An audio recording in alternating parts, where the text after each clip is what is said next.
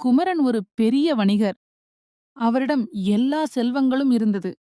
ஆனால் சந்தோஷம் மட்டும் இல்லை. எனக்கு எல்லாம் இருக்குது, ஆனா நிம்மதி மட்டும் இல்லை. வனத்தில் ஒரு சந்நியாசி இருக்கிறார். அவரிடம் ஒன்றுமே இல்லை.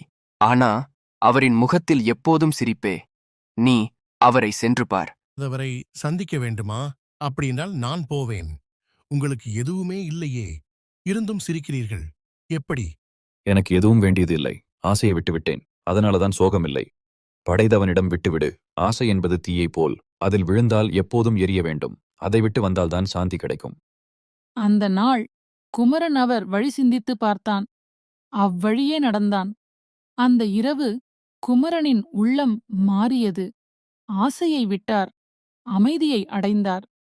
வேண்டுதல் வேண்டாமை இலானடி சேர்ந்தார்க்கு யாண்டும் இடும்பையில.